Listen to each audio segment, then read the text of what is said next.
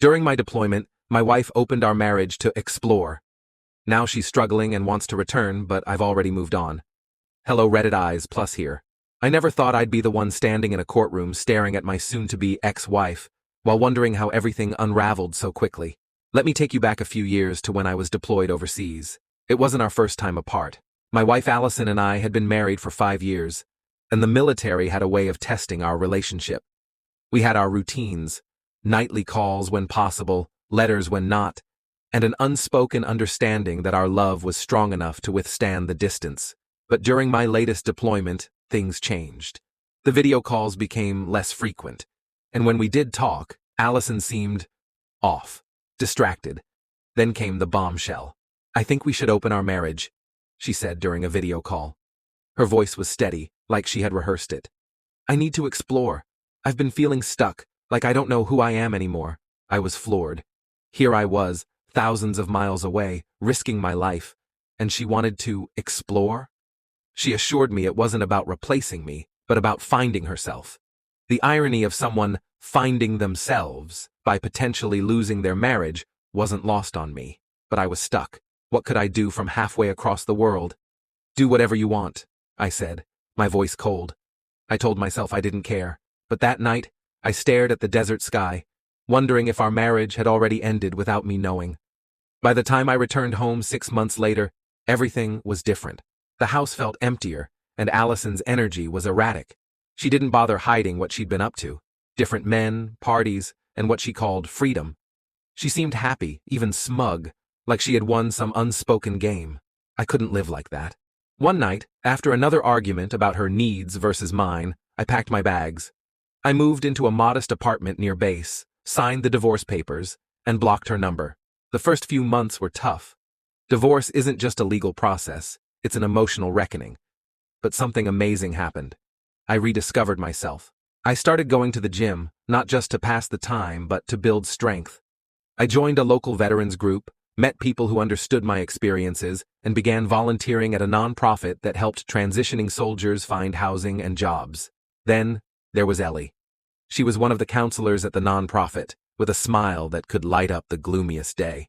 She was patient, kind, and so different from Allison that it was almost disorienting. Slowly, what started as friendship turned into something more. For the first time in years, I felt truly seen.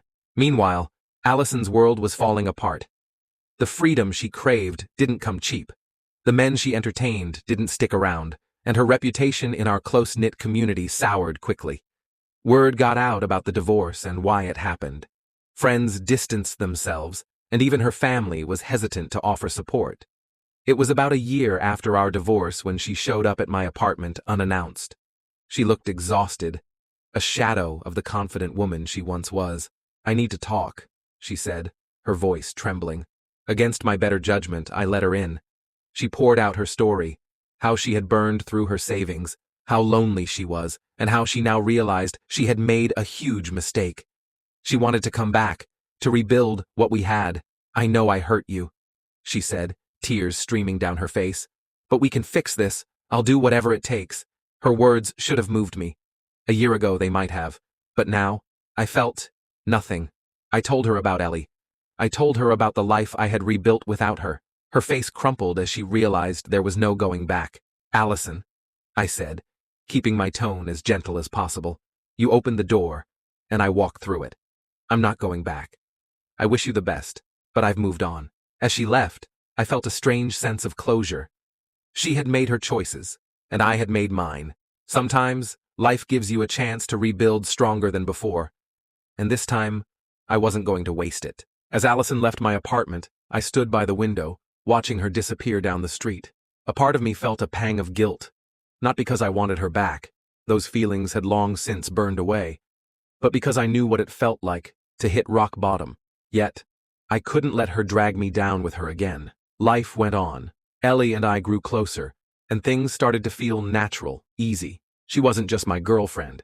She was my partner in every sense of the word. She understood my past without judgment and helped me imagine a future I never thought I deserved. One evening, Ellie and I were cooking dinner together when my phone buzzed. It was a message from a number I didn't recognize. "Hey, it's Allison. I really need your help." Ellie noticed the change in my expression. Everything okay? She asked, setting down the cutting board. It's Allison, I said, holding up my phone. She says she needs help. Ellie paused, her face unreadable. What do you want to do? I stared at the message for a long moment before replying, What's going on? The reply came quickly. Allison explained that she had been evicted from her apartment and was staying at a friend's place temporarily. She was desperate and had nowhere else to turn. I didn't want to get involved, but something about the desperation in her words gnawed at me. Against Ellie's cautious but supportive advice, I agreed to meet Allison at a coffee shop the next day. When I arrived, I almost didn't recognize her. Allison looked gaunt, her once bright eyes dull and weary. She was holding a cup of coffee with trembling hands. I don't know where else to go, she began, her voice barely above a whisper. I've burned every bridge I had. I'm not asking for us to get back together, but I need help getting back on my feet. I felt a mix of emotions. Pity, anger, and, strangely, relief. She wasn't asking for reconciliation. She was asking for mercy. I'll help you, I said after a long pause.